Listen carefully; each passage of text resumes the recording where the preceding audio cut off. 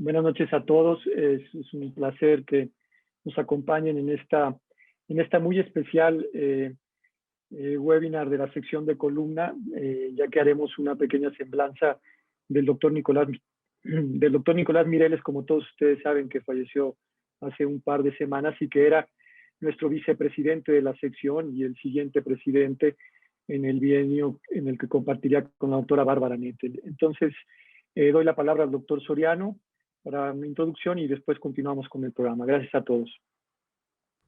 Gracias, buenas noches. Hoy es 19 de marzo. En nombre de la Sociedad Mexicana de Cirugía Neurológica, les doy la más cordial bienvenida a las actividades científicas de la sección de columna de nuestra sociedad. Hoy estamos todos en una tarde bastante sombría, fría, en algunos lados lluviosa y muy ad hoc con la tristeza que estamos sintiendo porque el día de antier perdió la vida la mamá de Nuestra Señora Presidenta, la señora María de los Ángeles Rueda Cataño, y el día 3 de marzo perdió la vida muy joven, a los 47 años de edad, un brillante cirujano de columna con el que personalmente compartí demasiadas experiencias, el doctor Nicolás Mireles. El doctor Nicolás Mireles tuvo la capacidad y las habilidades para fundar un servicio de neurocirugía y en particular de cirugía de columna que en todo el país era el único servicio que era CONACYT, es decir, un centro de investigación, que eso es muy difícil de lograr. Un tipo entusiasta, un tipo innovador, un tipo con grandes manos, pero sobre todo un gran ser humano. Realmente estamos muy tristes por todo esto y además había sido electo democráticamente como el siguiente presidente de la sección. Entonces deja un gran hueco en nuestros corazones y que Dios lo tenga en su santa gloria. Yo sí les pido por esta razón, a partir de ahorita, un minuto de silencio antes de empezar con las actividades.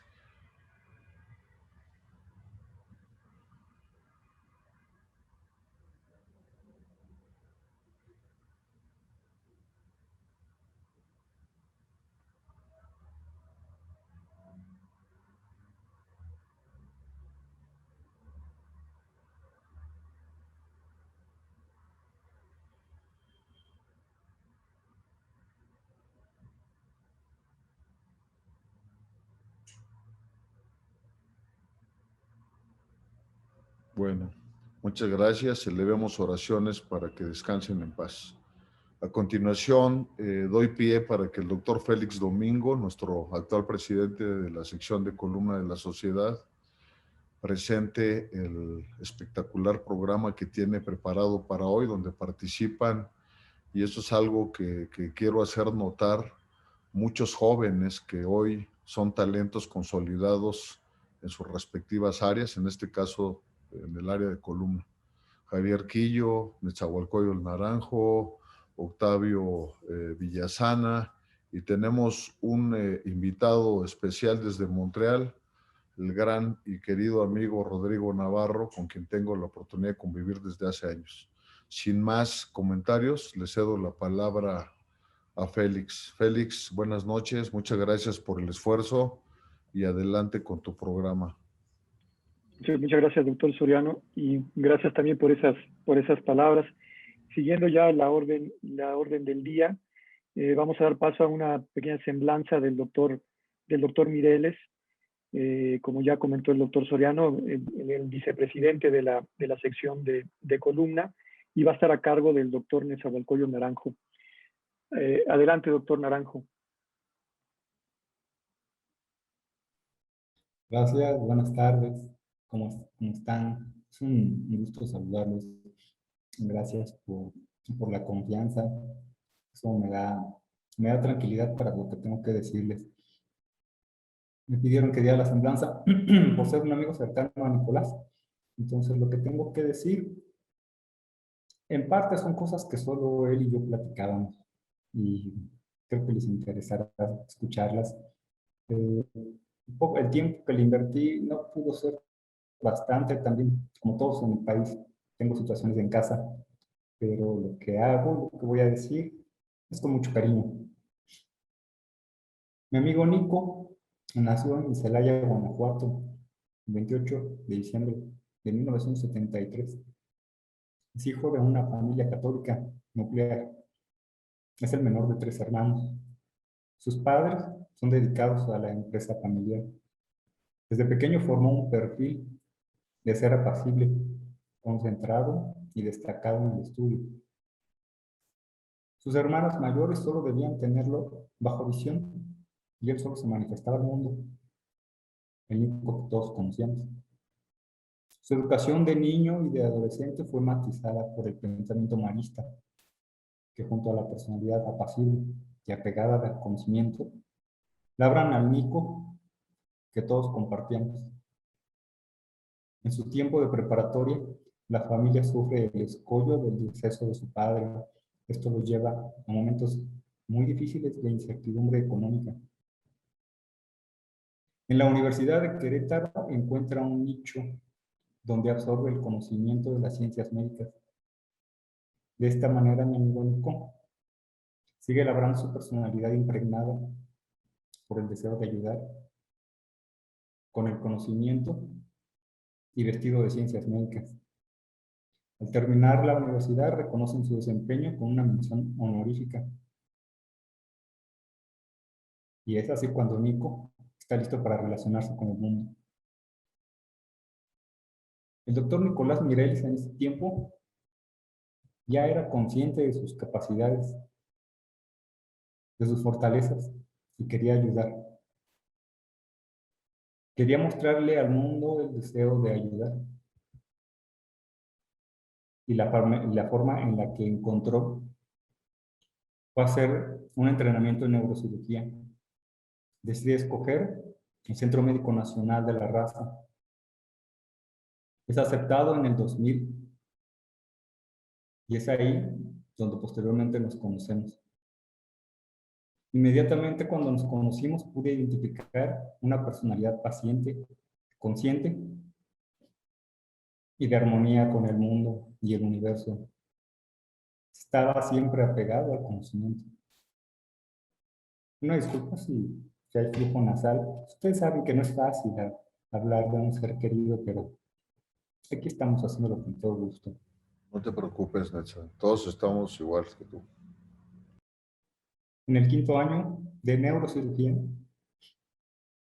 una doctora R4 de ginecobstetricia le pide que ayude a su amiga para que la atienda por un macroadenoma de hipófisis.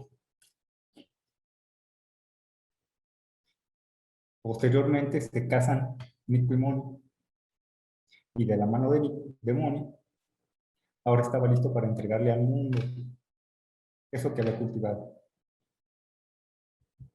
En el 2007, hace la subespecialidad de cirugía de columna en el INR. Lo acepta el doctor Reyes Sánchez. Inmediatamente identifica él una personalidad que brilla con fuerza, con paciencia. Y durante su paso por el INR, hace suyo y lo lleva por siempre hasta donde lo conocimos, un pensamiento. Este pensamiento son cosas que platicábamos él y yo, se los comparto. El pensamiento era: si no escribes, no existes. Al terminar la etapa de alumno, deciden junto con Moni salir a la ciudad de León, Guanajuato, para encontrar una atmósfera que les provea de trabajo, lugar y tiempo para hacer crecer una familia. Los hospitales Aranda de la Parra y el Hospital de Alta Especialidad de León, Guanajuato, le abren sus puertas. Los siguientes años son un compromiso con la vida, el compromiso que hacemos todos, entregar tiempo a cambio de obtener protección para su familia y el crecimiento del patrimonio. En medio de los placeres y desavenencias de la vida, logró abrir los brazos. Todos aquí sabemos qué trabajo cuesta abrir los brazos en la vida. Hace un espacio y ahí coloca a su familia, a Moni, a su hijo Nico y su hija Monse. Pero Su trabajo en los hospitales también lo coloca ahí, también a sus pacientes, a sus amigos, a los colegas. Su deseo de conocimiento académico, también un perro y un hurón, ahí los puso en ese espacio que abrió. Toda esta atmósfera está protegida y coloreada por el Dios creador. Siempre estuvo pegado a sus creencias. Los años siguientes están enmascarados por el universo de la cirugía de columna y el precio, que es el tiempo. Todos sabemos de eso. También el precio del tiempo que tenía para su familia, sus pacientes, su cuidado personal, físico y mental. Eso lo vi de cerca, como lo vemos en cada uno de nosotros. Entregar ese tiempo para cuidado personal se entrega. Y él también lo hizo. Ese es el perfil que todos los médicos pasamos. Hay un perfil que es muy personal. ¿Por qué? Porque todos somos únicos. Las características de Nico son: llega a León, ya lo dijo el doctor Soriano, inicia el entrenamiento de columna, es reconocido por el CONACYT, logra que sus alumnos rotan a Alemania, España, Corea y Cuba. Nico cada 2 años, cada año se iba 2 veces por año, 15 días. Así estuvo hasta que estuvo aquí. Y le tocaba pagar a él, a veces con ayuda de los laboratorios. Entonces, su familia vio esta entrega y están muy orgullosos de lo que hizo Nico. Luego, algo muy personal es que lo invitan el doctor Soriano y el doctor Alpizar para una serie de congresos que se hicieron en toda la República organizados por la Sociedad de Neurocirugía, en el capítulo de columna. Fueron 12 congresos. A nosotros nos tocó organizar el de León en el año del 2018. Tuvo una asistencia de 200 médicos. Ustedes lo vieron, no hay más que platicar. Nico estaba muy orgulloso. Algo que yo siempre le reproché a Nico era que no le gustaba hablar de sus logros. Cuando el doctor Alpizar nos pide que organizamos el congreso, le hablo en la noche y le digo: Nico, tenemos que organizar el Congreso de León, pero te voy a pedir que lo hagamos de tal manera que impresionemos al doctor Soriano, al doctor Alpizar y al doctor Luis Sánchez.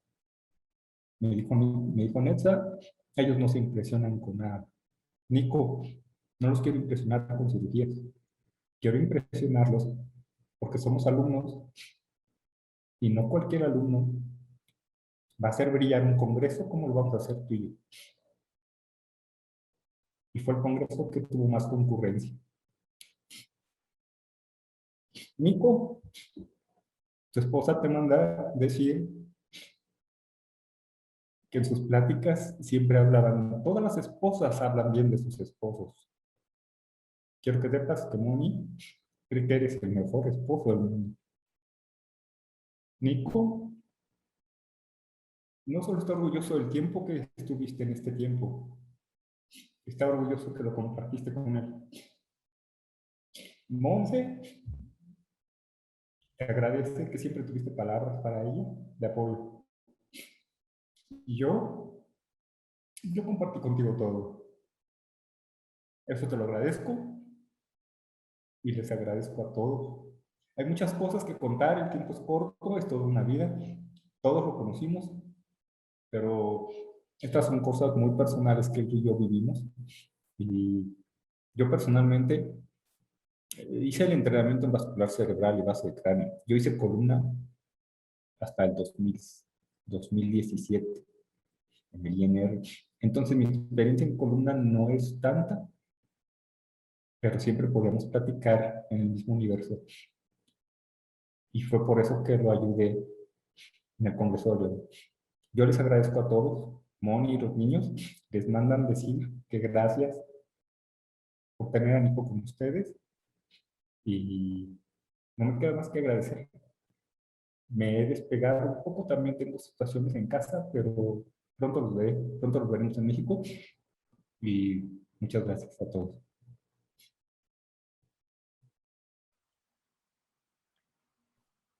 Doctor Naranjo, Muchas gracias. muchísimas gracias por esas palabras. En verdad, conociendo al doctor Nicolás Mireles, con esta remembranza y semblanza que haces, lo acerca a uno mucho más a la persona que él era. Te agradezco muchísimo en nombre de todos y en el muy personal, tan sentida semblanza.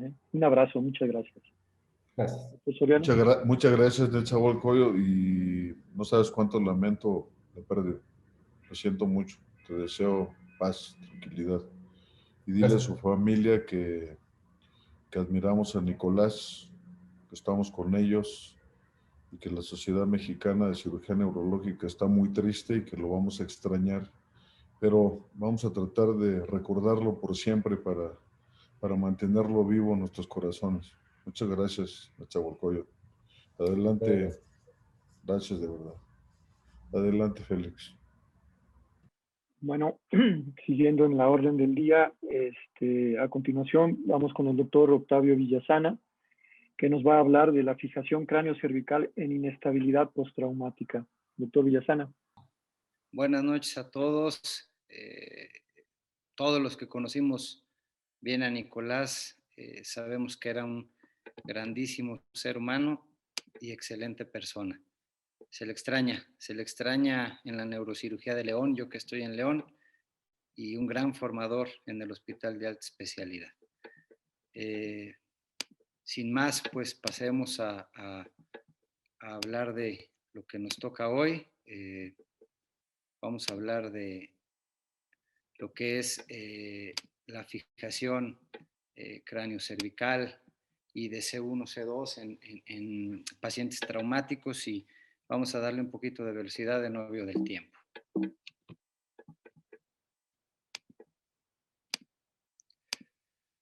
Repasando rápidamente la anatomía que ya todos conocemos, recordar que estas vértebras son vértebras diferentes, son vértebras atípicas, C1 sin cuerpo, siendo un anillo con sus masas laterales donde se sienta el occipital, y al final del día C2 con su eje, siendo la vértebra más grande, para que rote C1 sobre C2, y un complejo ligamentario que es muy importante. ¿Y por qué es tan importante? Porque de esto dependerá en un gran número de casos la lesión de ligamentos cruzado, alar o de la membrana tectoria, el realizar una cirugía, el espécimen cadavérico donde se secciona la meninge, vemos el ligamento cruzado, seccionada la membrana tectoria, y vemos en el fondo las fibras del ligamento alar, situación muy importante para la cirugía cráneo-cervical.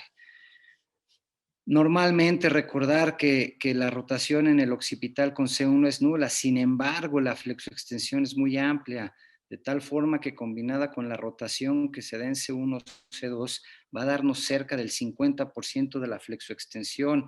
Es un área sumamente móvil, y tenemos que tener mucha delicadeza o escoger muy bien a nuestros pacientes una vez que vamos a fijar la cabeza con la columna cervical. ¿Qué tipo de lesiones? Pues las luxaciones, la luxación atlanto-occipital, que tiene una alta incidencia de morbilidad y muerte, que afortunadamente no son comunes, y que solamente el 20% de los pacientes que sobreviven a un tipo de lesión tan seria como esta va a tener un pronóstico favorable siempre y cuando se actúe de forma expedita. Vemos en un espécimen cadavérico un mecanismo de lesión por una abulsión o por una luxación cefalocaudal, donde vemos que es más fácil que se bote C1 con el occipital, o que se lastime C1 con el occipital, que C1 con C2. Entonces tenemos que estar muy pendientes de eso. Vamos a tener luxaciones anteriores, vamos a tener luxaciones posteriores, vamos a tener luxaciones longitudinales, y tenemos patrones muy claros y específicos, líneas muy simples, radiológicas, como la línea de Wackenheim, donde siguiendo el clivus, el borde interno o intracraneal del clivus, vamos a tocarnos con el borde interno de C2, la cortical interna de C2, la medición entre el DENS y el basium, donde en niños puede llegar hasta 10 milímetros, pero en adultos no debe ser mayor a 5. Powers, que define un radio entre basium y C1 en su arco posterior y opistion y C1 en su arco anterior, no mayor a 0.77. Diferentes herramientas para darnos cuenta. Aumento en la medición del espacio retromandibular, que nos hablará de hematomas, la línea de Rodman, donde un ángulo recto entre C1 y el clivus no debe variar a mayor de 1 milímetro, y Kaufman, que es prácticamente lo mismo que la línea Lenz-Basium. Vamos a hablar de fracturas del cóndilo, que afortunadamente son muy raras, casi siempre son asintomáticos, pero acordarnos que por ahí pasan los nervios craneales bajos, y que cuando tengamos fracturas del tipo 3 debidas a una avulsión del cóndilo occipital por el ligamento alar, vamos a tener una lesión que se considera inestable y que será o requerirá, será meritoria de un manejo quirúrgico. Las fracturas del atlas, que son más comunes en el hombre, que son más comunes cuando somos jóvenes y que van a abarcar hasta el 15% de todas las fracturas cervicales. Afortunadamente, solamente vamos a encontrar déficit neurológico en 4% de los pacientes, y sin embargo, en forma inversa, en el 20% de las lesiones medulares fatales vamos a tener fracturas del atlas, lo que nos habla de la gravedad de este tipo de lesiones. Podemos tener fracturas del arco anterior, del arco posterior, la famosa fractura de Jefferson, donde tenemos 4 trazos, 2 anteriores, 2 posteriores, y las que más nos interesan, este tipo de fracturas, donde vamos a tener fracturas con minutas o fracturas multifragmentarias de la masa lateral de C1, que va a involucrar la inserción ligamentaria y nos generará inestabilidad. Fracturas por avulsión debida al ligamento transverso o lesiones del ligamento, y que generarán inestabilidad y que serán meritorias de tratamiento quirúrgico. El tratamiento conservador puede ser contracción, aunque ya hay algo de controversia, va a depender del desplazamiento de la lesión. Será necesario casi siempre un halo con un chaleco rígido, y vamos a tener o a necesitar un tratamiento quirúrgico siempre que haya una lesión ligamentaria o fracturas con minutas, como decíamos, en pacientes que no reducen o en pacientes que tienen luxaciones recurrentes. Sabemos, hablando del axis, que son fracturas comunes, hasta el 18% de las fracturas cervicales. Vamos a tener la odontoides como el sitio más sensible, y donde lo que nos va a interesar más es esta, la tipo 2, que es la que se va a considerar inestable por las inserciones ligamentarias, así como la fractura del ahorcado, donde vamos a tener la clasificación de Effendi, donde la tipo 1 y tipo 2 habitualmente pueden manejarse con manejo conservador, y la tipo 3, si es que el paciente ha llegado a sobrevivir en este tipo de lesión tan severa, será meritoria de manejo conservador.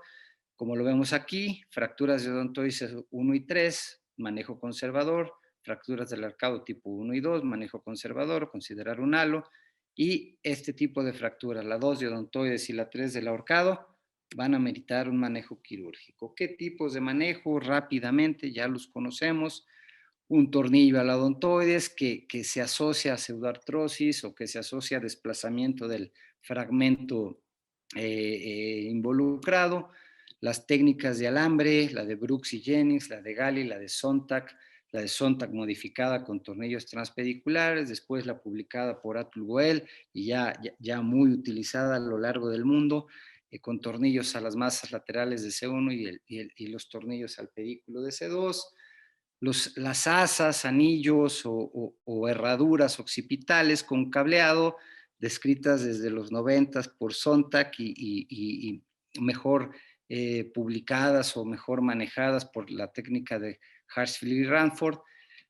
Después viene la presencia de estas herraduras fijas con anclamiento en C2, viene el desarrollo de tornillos a los cóndilos occipitales, alambrados al cráneo, alambrados al occipital con injertos óseos, estos todos especímenes cadavéricos de biomecánica.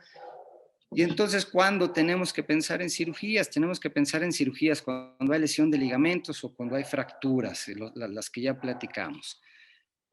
Cuando hay inestabilidad, que a grosso modo y una definición muy simplista pero muy cierta, es un movimiento anormal o inesperado que ocurre en respuesta a una carga aplicada. Meneses, en esta revisión que hace en el Child Labor System del 2008, da algunos otros indicadores, sobre todo en gente menor, la traslación vertical del clivus con el odontoides, la separación de las masas laterales mayor a 7 milímetros con los cóndilos y un espacio peridental mayor a 5 milímetros, así como movimientos anormales en las proyecciones dinámicas. ¿Y qué tenemos que analizar antes de tomar una decisión quirúrgica? Antes de tomar una decisión quirúrgica, pues tenemos que pensar si la lesión es reductible, si podemos alinear anatómicamente al paciente, si hay compresión de estructuras neurales, cómo las podemos aliviar, si hay un mecanismo de compresión, cómo resolverlo, la dirección del estrechamiento o el encroachment que dicen los americanos, así como anormalidades anatómicas concomitantes. No podemos olvidar que ahí pasan estructuras vasculares y neurales sumamente importantes. Y el mismo Meneses nos sugiere este árbol de decisión o este algoritmo, donde vamos a tener en conclusión de una lesión aguda, si está inestable necesitamos fusionarla, si es una lesión crónica ya se valorará, y si es una lesión que no es reductible, hay atrapamiento, si es por adelante o si es por atrás, y la conclusión en todos estos árboles es que una lesión inestable tiene que ser manejada quirúrgicamente. Con el desarrollo de las técnicas y originalmente iniciando con sistemas semirrígidos como se consideran los alambrados, hoy día es totalmente indicado un sistema rígido a la construcción. ¿Qué tenemos que tener en cuenta? Hay que recordar que el ángulo entre el occipital y C2 con el ángulo que se da entre el occipital y C7 son inversamente proporcionales. Vamos a tener la línea de MacGregor, vamos a tener el inclinamiento de T1, donde a mayor lordosis en este ángulo del occipital con C7 vamos a tener que mantener mayor cifosis en el occipital con C2. ¿Por qué? Porque tenemos que estar conscientes que si vamos a fijar el cráneo con la columna cervical, el paciente tiene que tener un paralelismo en el plano horizontal para no dejarlo con una disfunción hacia arriba o hacia abajo en el plano horizontal de la marcha. Y recordar siempre el ilion como punto anatómico importante por debajo del ilion y más cercano a la línea media, es donde más fuerza va a tener nuestro hueso occipital para realizar la fijación cráneo-cervical. Vamos a ver algunos casos ilustrativos. Una fractura del arco anterior de C1, aparentemente sin mayor problema, y sin embargo vemos ya desde la placa transoral un desplazamiento del diente a la derecha, mayor espacio en el lado izquierdo, en las dinámicas un franco desplazamiento del anillo o del arco anterior de C1 sobre el diente, paciente operado previamente. Vemos el desplazamiento del odontoides más hacia un lado que hacia el otro. Y lo que vamos a hacer, bueno, pues hacer una fijación C1, C2 con tornillos a las masas laterales y al pedículo de C2. Se pone injerto óseo, es muy importante el injerto óseo, recordar que los sistemas mecánicos se cansan.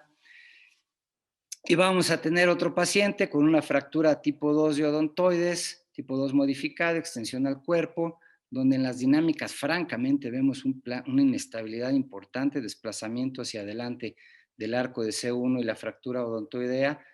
Vemos en un plano coronal el trazo de fractura, se corrobora aquí y nuevamente aquí no es necesario, es muy importante donde se puede evitar la fijación del cráneo con la columna cervical, evitarlo ante la limitación de movimiento tan importante que esto deja. Nuevamente se descomprime, se ponen los tornillos de C1 y C2, masas laterales y pedículos, se hace un alambrado con injerto óseo y vemos, aunque aquí la lordosis está invertida, bueno, es con terapia física después buscamos corregirlo. Otra paciente y aquí la cosa cambia. Aquí vemos fracturas de los dos arcos, del arco anterior, perdón, en dos trazos de C1, vemos una fractura de la masa lateral, vemos un split en C2 y vemos cómo hay invasión al conducto, prácticamente C2 se retrajo, vemos una hiperlordosis con compresión medular, datos de isquemia medular, y vemos en la línea Dens-Vasion que estamos a una longitud de 8 centímetros, 8 milímetros, casi 8 milímetros y medio.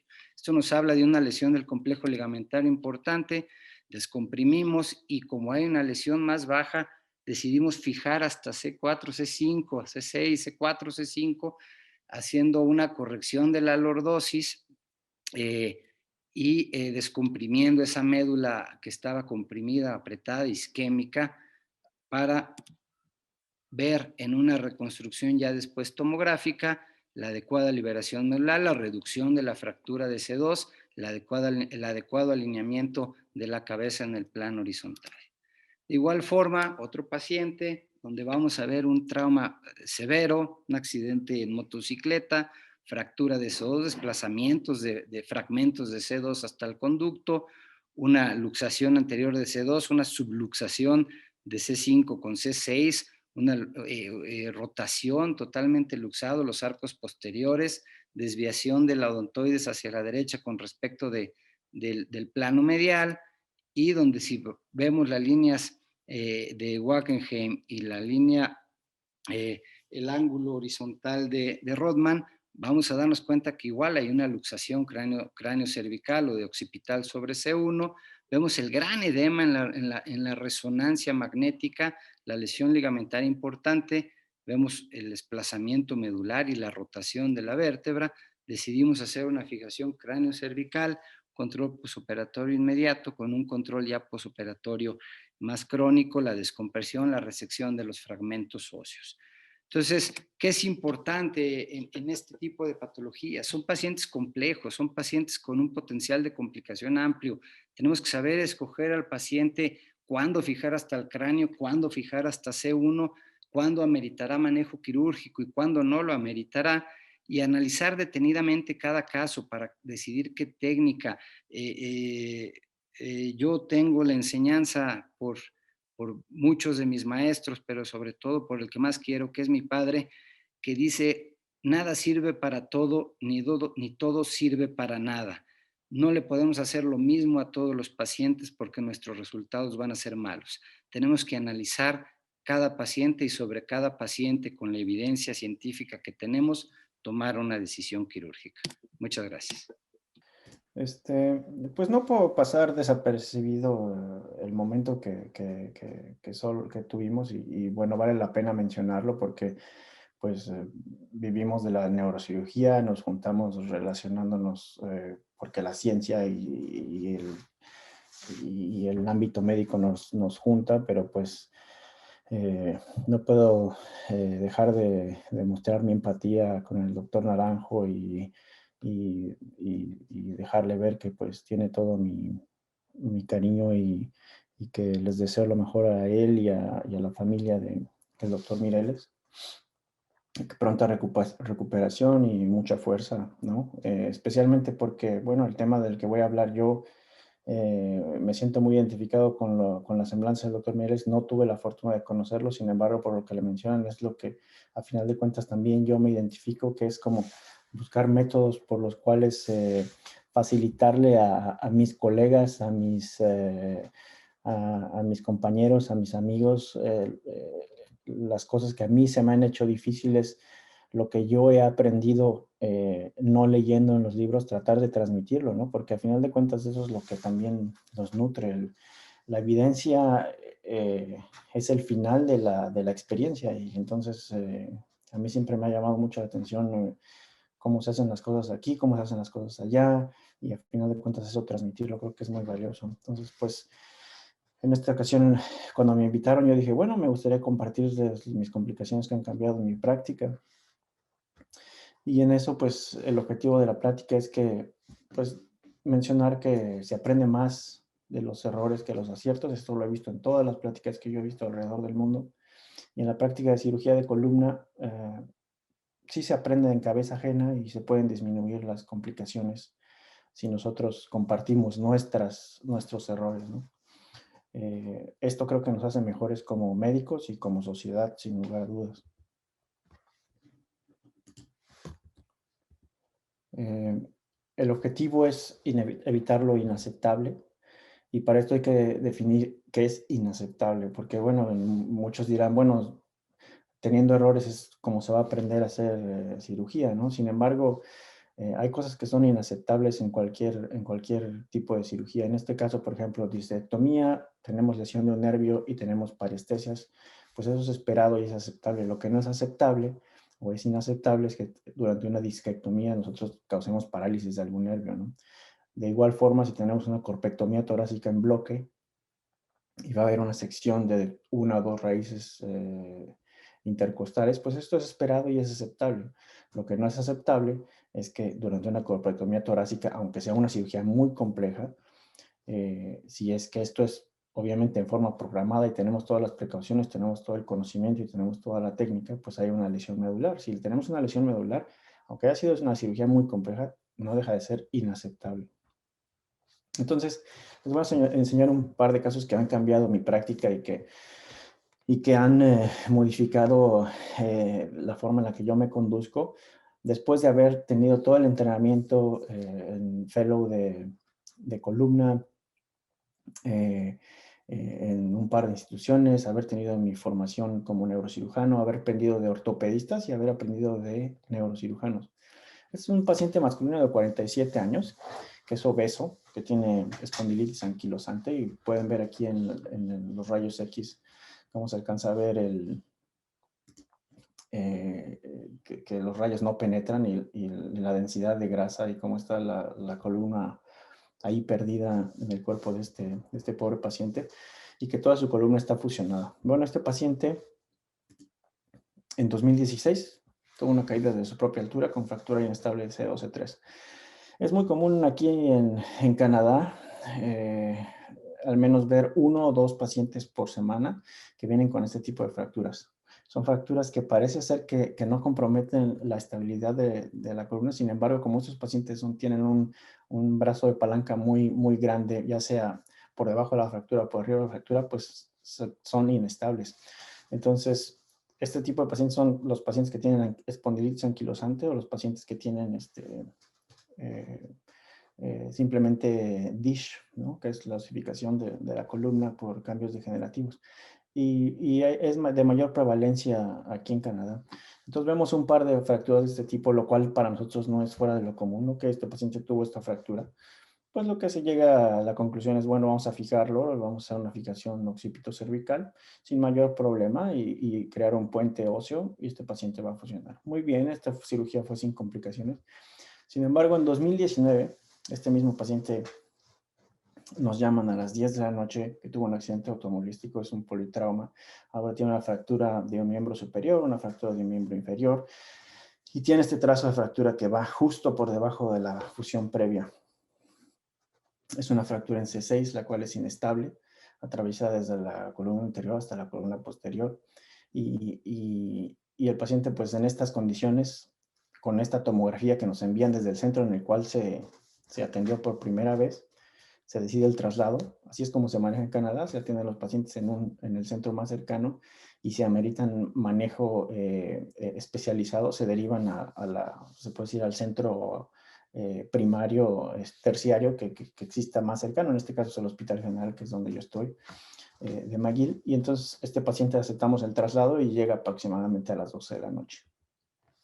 Hacemos una nueva tomografía, apreciamos mayor desplazamiento de ese trazo de fractura y consideramos que pues es necesario operarlo de urgencia. Para este momento ya son la 1 o las 2 de la mañana y como en cualquier lugar del mundo, esto lo he platicado yo con el doctor Fillings también, porque si bien lo saben, él ha publicado las guías para el manejo del traumatismo medular. Y si ustedes han notado, divide en 2 grandes grupos, los pacientes que se atienden de manera temprana y los pacientes que atienden de manera tardía. Los pacientes que atienden de manera temprana son esos pacientes que están dentro de las primeras 12 horas de atención. Entonces, esto quiere decir que tiene una ventana de tratamiento entre 0 y 12 horas. Eso es muchísimo si nos ponemos a analizarlo un poco más.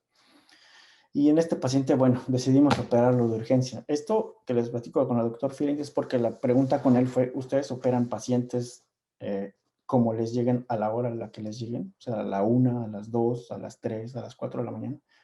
y su respuesta fue, pues si los pacientes están estables, esperamos al primer turno de la mañana. En ese momento para mí pues pasó desapercibido. Cuando se nos presenta este caso, la infraestructura aquí da para que lo ya hayamos atendido. Hemos visto este tipo de pacientes muy comúnmente, entonces decimos, bueno, vamos a operarlo. El paciente está neurológicamente intacto. Como pueden ver, el scout de la tomografía se observa perfectamente la fractura. Esto obviamente es un sarcasmo porque si pueden ver la gifosis del paciente, como no toca la cama, y esto condicionado por la total calcificación de la columna, y no vemos nada de la fractura. Sin embargo, por la experiencia que tenemos, dijimos, bueno, no pasa nada, la obesidad, la espondilosis anquilosante es uno de esos pacientes que vemos cada semana. Esto es lo que normalmente nosotros hacemos con pacientes inestables, que es, los ponemos en la mesa de Jackson, los fijamos con el cabezal de Mayfield, y estando en condición estable, los rotamos, ya cuando están en el sándwich.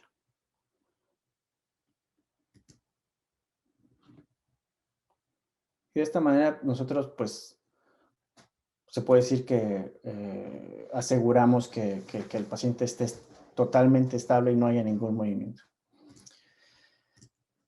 Con este paciente nosotros nos aventuramos, dijimos, bueno, pues es otro paciente más, no pasa nada, obesidad, vamos a lidiar con lo que se pueda hacer, haremos lo que tengamos que hacer y lo tendremos que hacer como lo tengamos que hacer. Es una cirugía abierta, es una cirugía de trauma, no pasa nada sin mayor complicación. Lo colocamos en la mesa de operación, vemos que la cabeza, pues como va a ser una fijación ya larga y la cual lo va a dejar la cabeza inmóvil, tenemos que ver el alineamiento de la línea ocular y ver que el paciente pues no quede con una debilidad ahí, ¿no? Que el paciente pueda ver sus pies al caminar, no dejarlo discapacitado. Y pues hicimos todos los trucos que ustedes ya saben, como cerrar el ángulo del colimador, acercar o alejar al paciente, jalar los hombros. Al final de cuentas tenemos pobre visibilidad del trazo de fractura. Sin embargo, logramos completar y unir las barras. Este fue el resultado. Durante la cirugía tuvimos una descompresión a nivel de C6, abarcamos un poco de C6, C5 y un poco de C7, la lámina de C7. Hicimos una cirugía de descompresión, sin embargo tenemos esta angulación, la cual para nosotros durante la cirugía, ustedes pueden ver el grado de gifosis de la columna torácica y el grado que tenemos ya con la columna cervical. Su cabeza estaba bien alineada, sin embargo, o sea, nosotros le dimos una buena angulación con esta, pues ya aprovechando su osteotomía traumática que el paciente tenía, pues decidimos corregir un poco esa situación. Sin embargo, les repito, este paciente sale de quirófano a las 5:30 de la mañana o 6 de la mañana. Modificamos nuestro protocolo, el cual es que, pues, si el paciente es un paciente que va a tener compresión neurológica, pues que nos aseguremos de alguna forma que al final de la cirugía el paciente esté intacto. Se extuba y el paciente está con Asia C. Entonces, el paciente está llevado a quirófano de nuevo, regresamos el alineamiento. En este momento nos dimos cuenta que, pues, el haber cambiado la angulación de la médula en ese momento, a pesar de que la médula estaba libre, pues fue suficiente en este grado de degeneración de la columna para que la médula sufriera. Y ya podemos ver aquí en las dos imágenes cómo se acerca más a lo que él tenía la última fijación. Y de esta manera, pues, solo recordar que con cada mala cirugía que hacemos o con cada complicación que tenemos, debemos de ir hacia atrás y ver cuál es el efecto acumulado causa-efecto. Este es el queso suizo, y ver cuáles fueron la cadena de errores que tuvimos que nos llevaron a esa complicación. En este caso, pues el exceso de confianza, la espondilitis anquilosante, la obesidad, la pobre visibilidad, cambiar nuestra rutina porque era un paciente fuera de lo común y aún nosotros dijimos, pues es un paciente que vemos continuamente, a pesar de que era obeso y teníamos pobre visibilidad. Era indispensable operar a las 2 de la mañana, empezar la cirugía, abrir piel como 2:30 de la mañana, era eso indispensable. lo que nosotros hacemos actualmente es, si los rayos son deficientes, pues hacemos potenciales, hacemos wake-up tests, al paciente lo despertamos para ver que esté moviendo bien al terminar la fijación. Es algo que se puede hacer, en ese momento no lo hicimos por el horario en que era el anestesiólogo, muchas otras razones.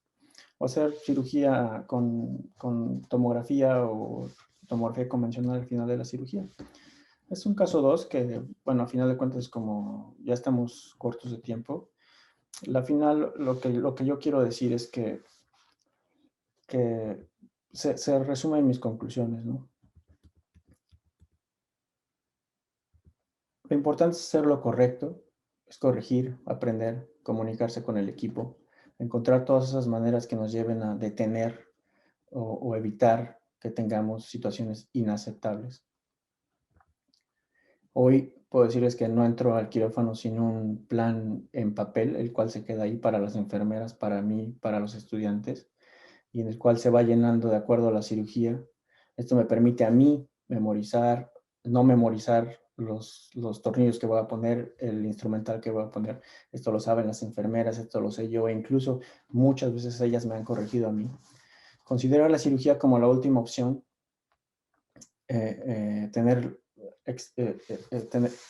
agotar toda opción no quirúrgica, operar en condiciones ideales. Primer caso en AM, no cambia mucho las cosas. Por más que yo recuerdo, la literatura solo refleja dos cirugías reales de urgencia, que es el absceso epidural y un paciente con trauma que se está deteriorando neurológicamente. Por todas las demás, creo que la diferencia entre hacerlo a las 2 de la mañana o hacerlo a las 6:30 con todo lo disponible, con toda la infraestructura, no cambia nada. Si hacer cirugía es la opción, tomarla menos debilitante, y no hay tecnología que supere una mala técnica y una mala indicación. Nunca es tarde para hacer lo correcto, y creo que esto es todo por mi parte. Muchas gracias. Yo rápidamente voy a darles o platicar un poco de esta revisión de una nueva nomenclatura para procedimientos endoscópicos de columna con endoscopios que tienen canal de trabajo. El objetivo de la charla es que podamos definir qué procedimientos se pueden realizar con sistemas de visualización con canal de trabajo, identificar las diferentes terminologías o las diferentes nomenclaturas para procedimientos iguales dentro de la columna vertebral y describir también, probablemente ya en las conclusiones, los beneficios que tiene el que hablemos el mismo idioma, ¿de acuerdo? Este es el artículo que vamos a revisar, y daré algunos ejemplos en donde tuve yo la oportunidad de participar. Es un consenso en el cual el doctor Christoph Hofstetter junto con el doctor Jin-Sung Kim se dieron a la tarea de hacer una revisión de toda la nomenclatura que hay para procedimientos endoscópicos de la columna, y también se dieron a la tarea de buscar 27 colaboradores que reunieran alguno de los criterios o todos los criterios para poder participar en la revisión. Y estos criterios eran: uno, que se tuviera actividad académica, tanto en presentaciones como profesor en talleres de cadáver. El segundo, gente que tuviera un bagaje muy importante de publicaciones en la cirugía de columna endoscópica. Y tercero, se trató de hacer de buscar varios elementos geográficos o varios lugares dentro del mundo, incluso en países donde la endoscopía todavía no tiene el desarrollo que tiene en Asia o que puede tener en Europa, pero que hay algunos líderes de opinión o alguna gente que está trabajando en ellos. Entonces, no sé por qué no pasa. Entonces, para esto sería importante definir algunos términos y hacer algunas diferenciaciones que son relevantes. Primero, no es lo mismo la cirugía asistida por endoscopio que la cirugía totalmente endoscópica. Ambas son cirugías de mínima invasión, sin embargo, la cirugía totalmente endoscópica se puede decir que es una evolución de la cirugía de mínima invasión. El otro punto importante que nos hace una gran diferencia es que en toda la cirugía asistida por endoscopio, las herramientas con las que vamos a trabajar pasan a través de trayectos o trayectorias diferentes o separados al sistema de visualización o endoscopio. que en la cirugía totalmente endoscópica, que así es como la podemos definir, es decir, en nuestro sistema de visualización tenemos un canal de trabajo y creamos básicamente con un solo instrumento nuestro corredor quirúrgico.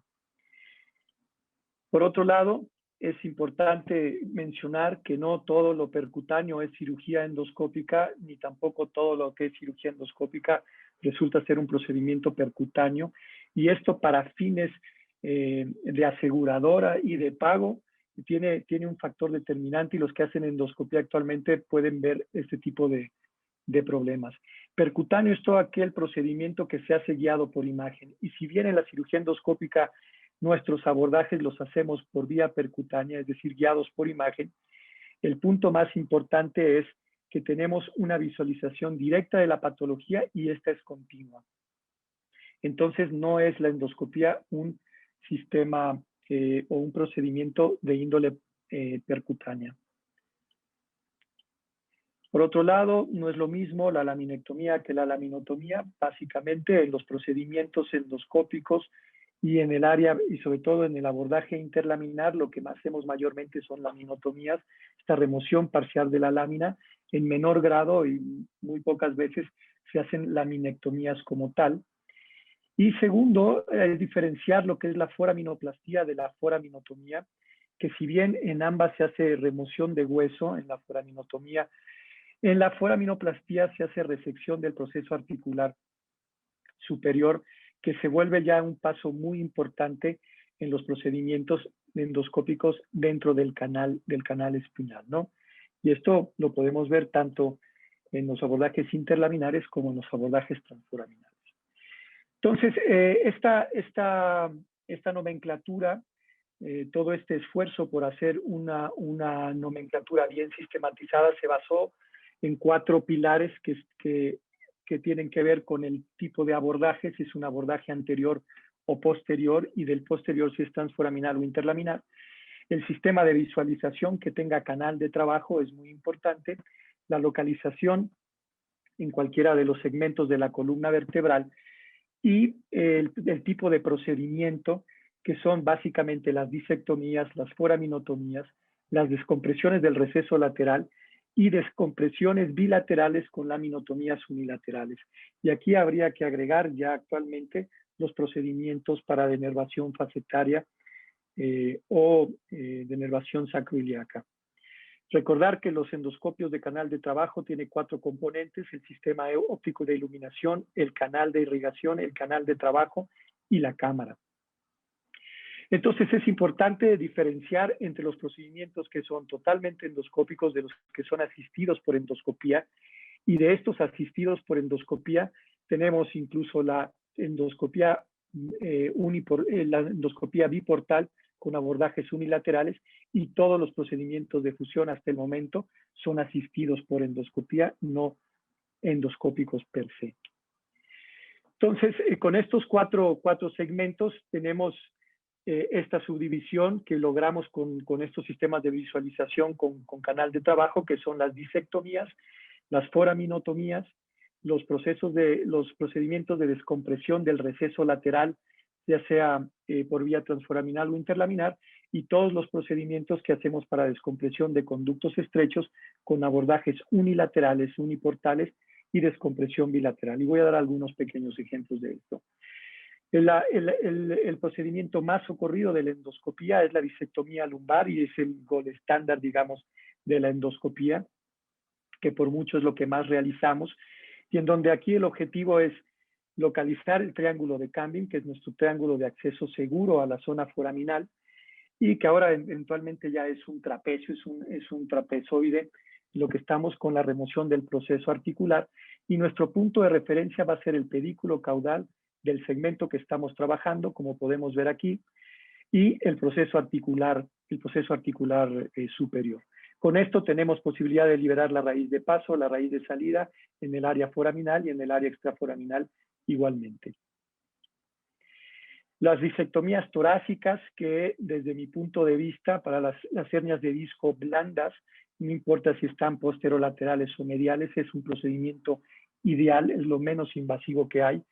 Y aquí el punto o el objetivo es localizar este espacio ánulopelicular, que es lo que nos da seguridad. Y a diferencia de la endoscopía transforaminal lumbar, llegamos prácticamente a colocar nuestra cánula de trabajo la mitad en el disco y la mitad en el espacio, de tal forma que podamos definir nuevamente nuestro pedículo caudal, proceso articular, el espacio del disco y finalmente la descompresión. Los abordajes interlaminares para disectomía, que es el segundo más común que realizamos, es muy importante localizar el margen inferior de la lámina superior y la fijación que tiene el ligamento amarillo en la lámina. Con eso nosotros, si vemos en este caso, podemos localizar tanto, una vez retirado el ligamento, la zona de la raíz, la axila, podemos ver el hombro de la raíz y una vez resecado el disco podemos ver la liberación completa. Entonces, de los abordajes interlaminares en el área lumbar tenemos los abordajes unilaterales, laminotomías unilaterales con descompresión bilateral. Y aquí es muy importante localizar este borde inferomedial rostral de la lámina superior, esta unión espinolaminar, y obviamente nuestra referencia siempre el ligamento amarillo. Respetando el ligamento amarillo podemos ir avanzando en la descompresión. Esta es la descompresión ipsilateral, esta es la línea media, este es el saco dural. Aquí estamos terminando la descompresión ipsilateral para posteriormente irnos hacia el otro, haciendo la técnica over the top o por debajo de la lámina, ampliar el espacio para resecar el lado contralateral y tener una visión completa del conducto.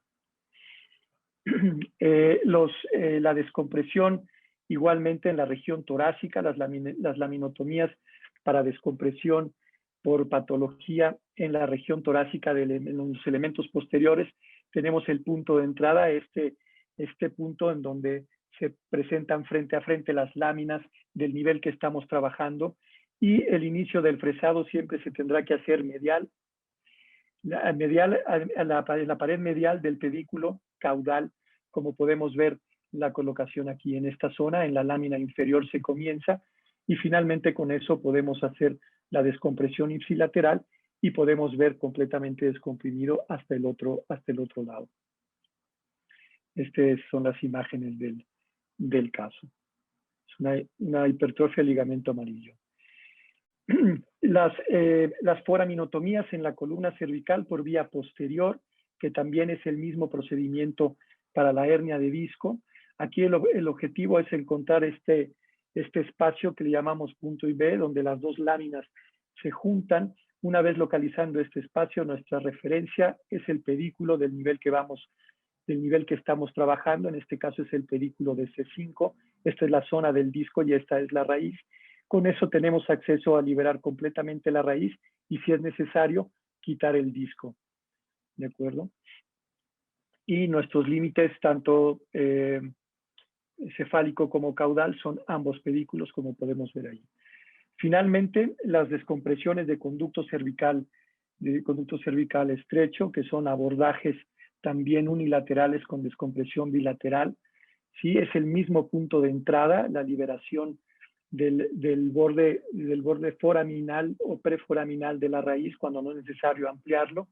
Y una vez que tenemos esto, nuestro pedículo de referencia, podemos irnos hacia la línea media y con la misma técnica que hacemos en la columna lumbar, podemos hacer la descompresión completa del canal en la región cervical. Aquí podemos ver cómo estaba el ligamento metido y aquí podemos ver cómo está una vez liberado.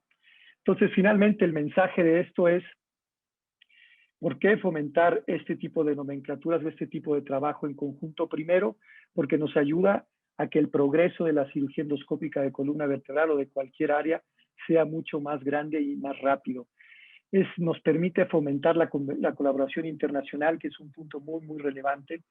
Formalizar y tratar de estandarizar procedimientos, no solo del propio procedimiento de la endoscopía, sino criterios de enseñanza común dentro de la cirugía de endoscopía, y formar también un cuerpo de literatura uniforme, es decir, que hablando el mismo idioma haremos mucho más rico el contenido literario o en artículos propios de la técnica. Muchas gracias. Dejo de compartir. Bueno, Javier, seguimos contigo. Claro que sí, Félix. Vamos a compartir la pantalla y creo que ya nos estamos viendo, ¿no? Se ve bien, se ve bien. Sí, me escuchan, Sí. ¿verdad? Perfecto. Muy bien. Pues bueno, es un placer estar con ustedes hoy, a pesar, como comentó el profesor Soriano, a todo este espectro con respecto al doctor Mireles. Y solo tengo un mensaje para el doctor Naranjo, para la familia del doctor Mireles, porque hay una relación también estrecha con mi familia.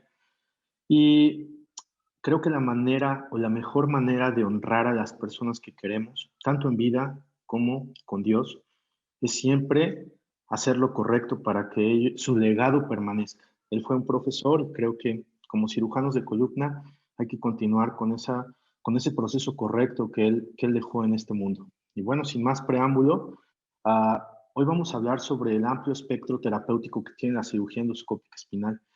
Y les puse este título no de manera soberbia, no para reafirmar que la cirugía endoscópica es buena o es mala, o tiene alcances o no. Este título representa el por qué la cirugía endoscópica permanece y persiste como un tratamiento dentro de las técnicas quirúrgicas y por qué las técnicas endoscópicas pueden ser una opción ante ciertas enfermedades de la columna vertebral.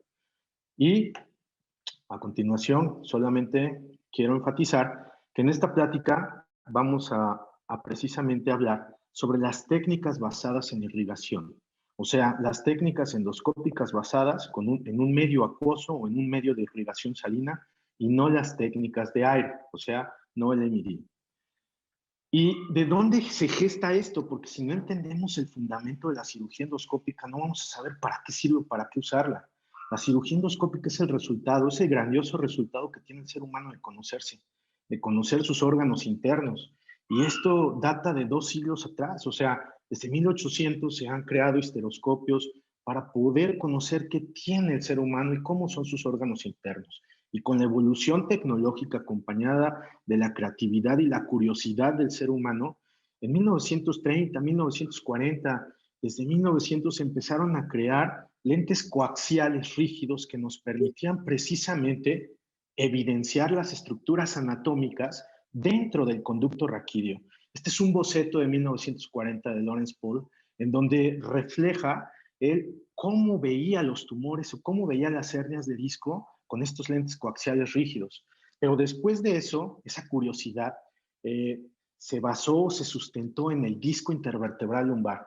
Y todos nosotros conocemos esa historia como cirujanos de columna, desde Smith cuando inyectaba enzimas para alisar el núcleo lumbar, o con Hijikata, que nos proporcionó, nos provió de una ruta, un acceso hacia el disco a través de lentes y un canal uniportal, hasta Cambing, que nos dio ese espacio, nos permitió conocerlo y que ahora ha trascendido. Y evidentemente hombros de gigantes, de investigadores y de clínicos gigantes como Michael Mayer, Tony Young, Thomas Hoogland, entre otros, nos han permitido eso. Y esta diapositiva me gustó mucho porque si se dan cuenta en este rectángulo anaranjado, han sido 20 años vertiginosos de avance. Y eso lo sabemos. Ha habido avance en cuanto al desarrollo tecnológico, pero ¿para qué? Es muy importante entender esto desde este punto de vista. Son 20 años de conocer el disco intervertebral y el acceso al disco intervertebral. Entonces, la cirugía endoscópica radica ahí en este momento.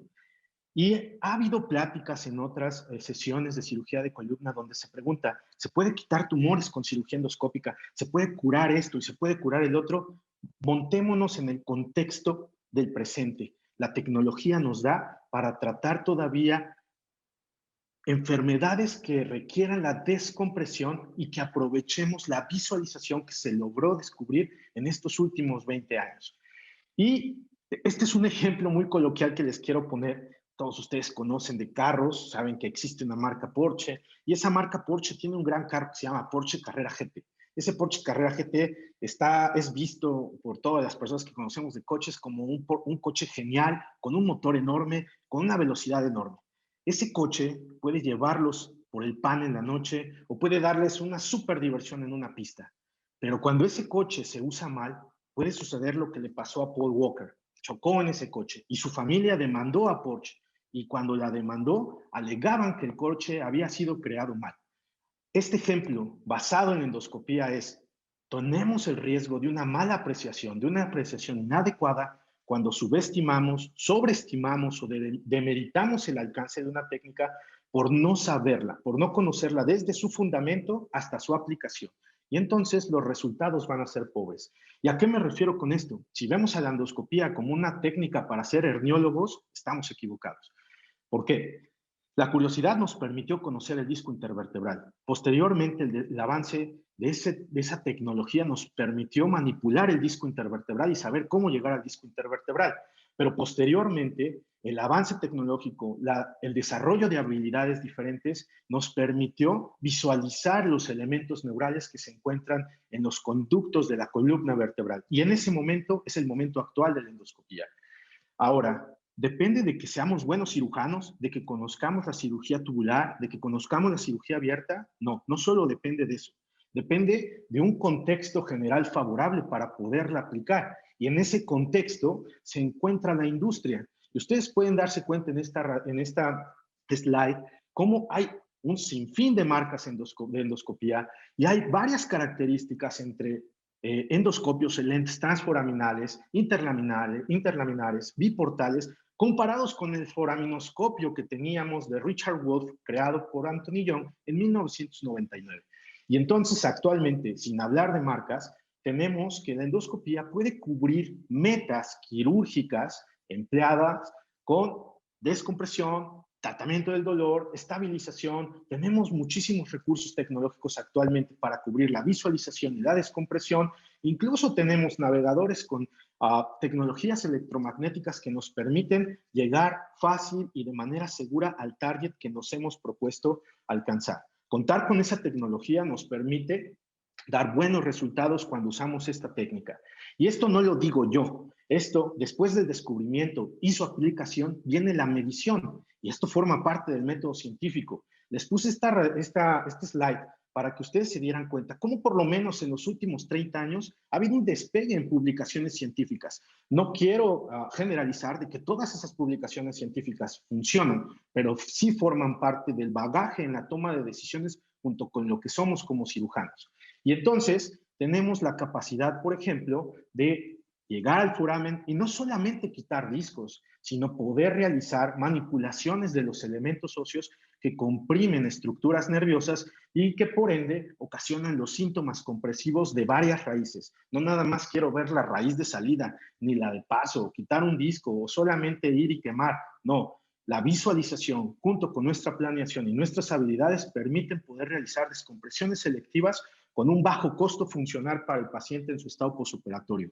También la endoscopía ha mostrado que permite fácilmente llegar a situaciones donde puede haber una dificultad agregada, como por ejemplo los espacios donde necesitamos estar para fusionar y se encuentran los elementos neurales.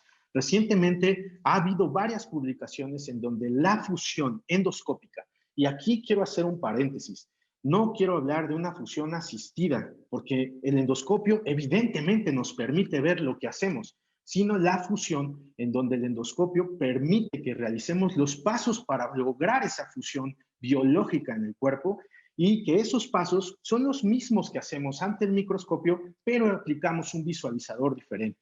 Otra de las funciones de la cirugía endoscópica actualmente es la capacidad que tenemos de descomprimir zonas bastante críticas, como por ejemplo la región cervical, como publicamos recientemente en artículos, o la región torácica, en donde encontramos una estrechez o una disminución natural o anatómica del conducto raquídeo y donde la manipulación de la médula podría ser bastante grave o bastante peligrosa para el paciente.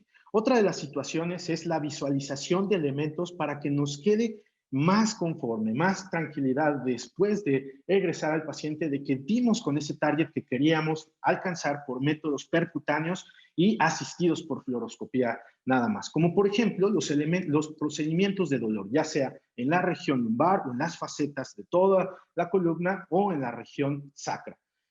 Además de endoscopía, puede asistir, eso sí, a enfermedades traumáticas, infecciosas en este momento, como un visualizador perfecto para poder alcanzar las metas. En este caso, pudimos realizar la descompresión directa de los elementos neurales y además la estabilización intracorpórea en una fractura que se prestó para realizar esto. No quiero generalizar para que la endoscopía no cura el trauma, no cura el cáncer, no cura la diabetes, solamente es una asistencia en ciertas enfermedades hasta este momento.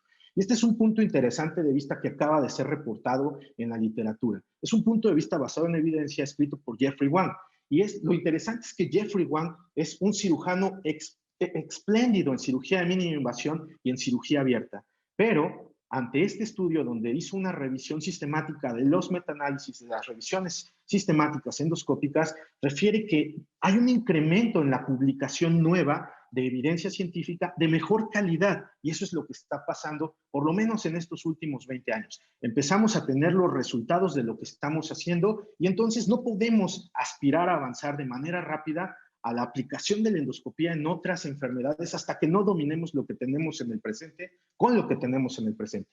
Y como conclusión, espero que les haya compartido eso. ¿Y por qué la endoscopía tiene un efecto terapéutico? Pues porque es una opción más para llegar del punto A al punto B. Solo que las ventajas asociadas son basadas en evidencia y es la visualización directa de las estructuras. Además, su correcta aplicación no solo depende de superar la curva de aprendizaje, depende de tener un entorno favorable para tener buenos resultados, y ahí está la industria. Tenemos que ir esperando ante más desarrollo, pero su amplio espectro terapéutico no está concluido con quitar hernias de disco. La evolución continúa y después de 20 años transcurridos, su aplicación a otras patologías es posible. No nada más a las patologías degenerativas, pero con el tiempo iremos alcanzando más metas.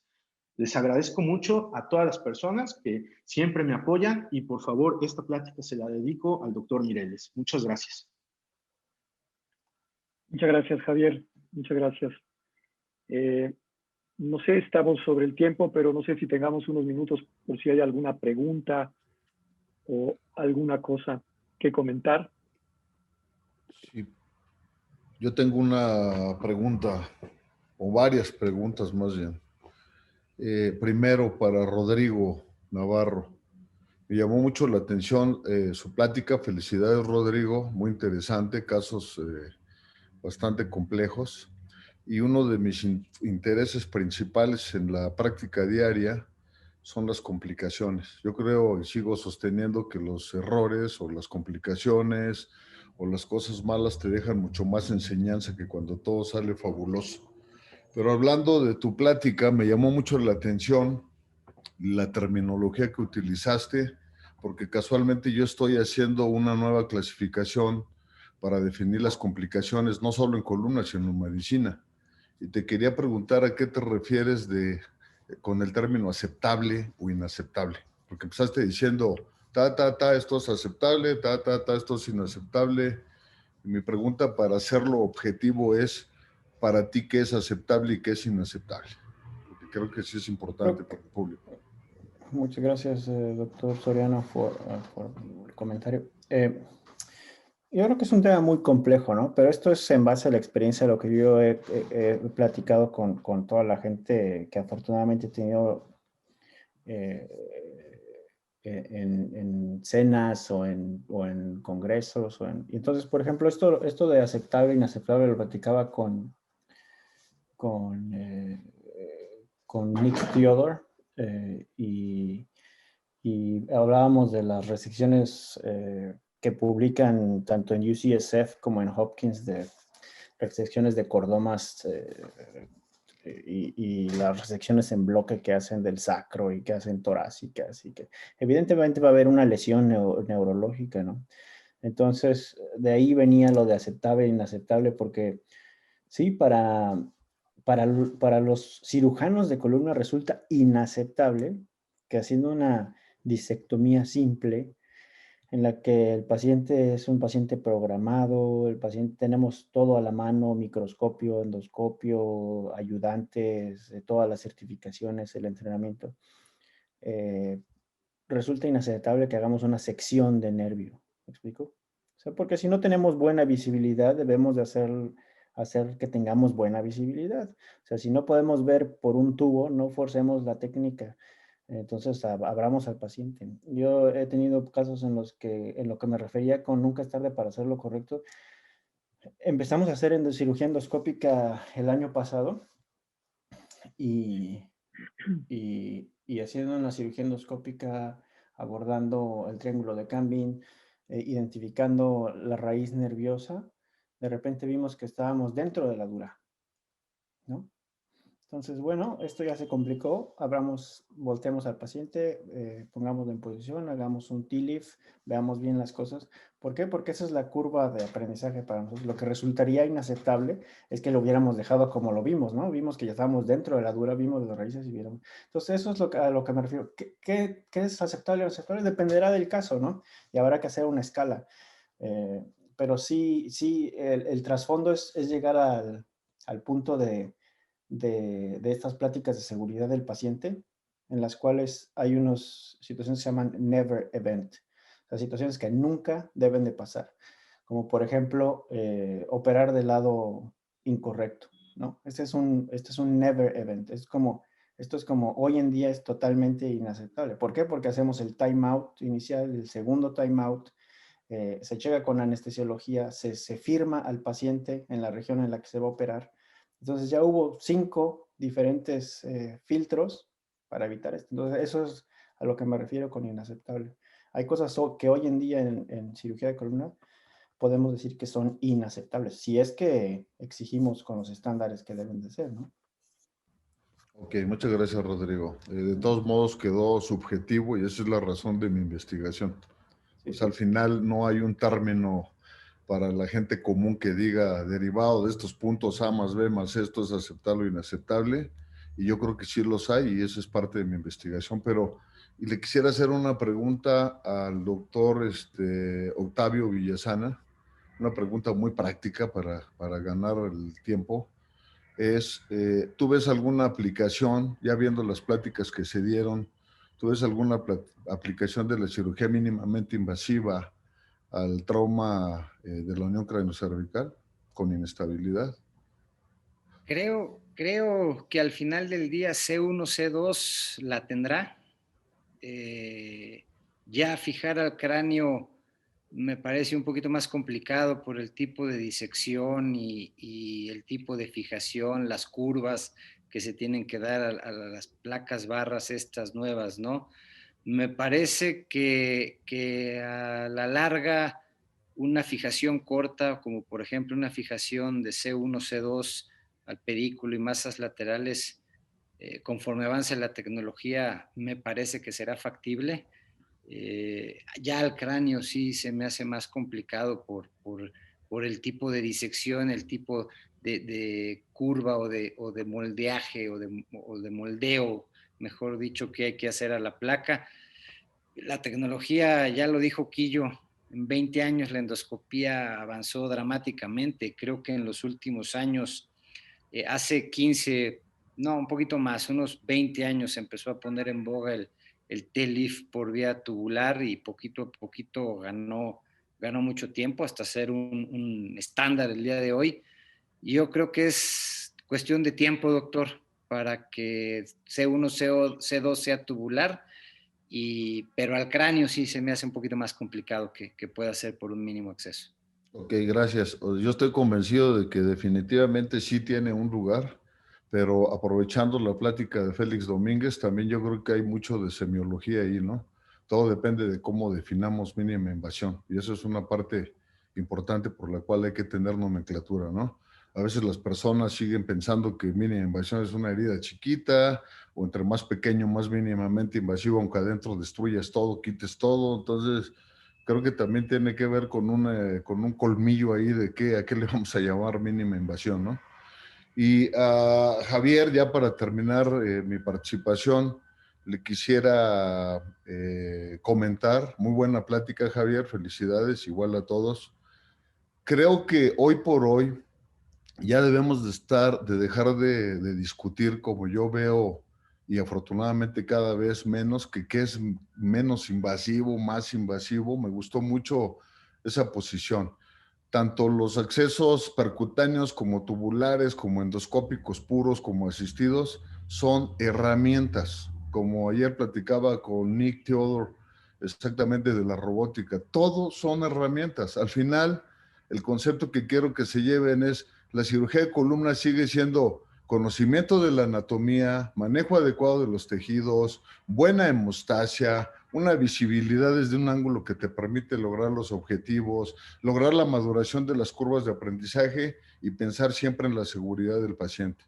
Vuelvo a repetir lo que he dicho muchas veces, háganlo como quieran, pero cuando cumplan esos 5 puntos del estándar, estará bien hecho si lo hacen endoscópico o si lo hacen abierto, si lo hacen con la mano izquierda o la derecha. Entonces, con eso concluyo mi participación y le dejo la palabra a Félix. Gracias, Félix, por dejarme hablar. No, doctor, para nada. Pues bueno, yo igual coincido con muchas de las cosas que dice el doctor Soriano. Tenemos que trabajar en esas nuevas nomenclaturas, en definir términos que sí son relevantes para poder estandarizar procedimientos y poder llegar a cubrir esos 5 puntos que mencionaba el doctor, y en ese esfuerzo, sobre todo la gente que se dedica a la enseñanza, tenemos que estar en consonancia, ¿no? Yo los felicito a ti, Octavio, Rodrigo, Javier, como siempre, y una mención especial, doctor Naranjo, por esa semblanza que en verdad a mí honestamente me llegó, y ojalá que nos tocara que algún día nos hiciera una semblanza similar, ¿no? ¿Algún comentario de los demás, Javier, Rodrigo, Octavio? Nada, No, gracias pues a creo. todos. Buenas noches. A mí más bien me gustaría Por la atenta pensar, invitación. invitarlos a todos, aprovechando esa semblanza que a todos nos hizo verdaderamente temblar, llorar, vibrar. Estuvo muy, muy cañona, muy sentida, como dicen los chavos, cañona, pero me gustaría pensar que después de esas reflexiones, nuestros lazos de amistad se fortalezcan, nos admiremos en vida, no cuando ya estemos muertos, nos hablemos, convivamos y todo en pro de la unidad, no solo de la unidad, de la hermandad. Todos somos iguales, diferentes edades, diferentes etapas, diferentes escenarios. Yo no veo diferencia, al final estamos unidos por la neurocirugía, hermanos neuroquirúrgicos. Así que buenas noches a todos. Una logia. Muchas Abrazos gracias. a todos. Buenas noches.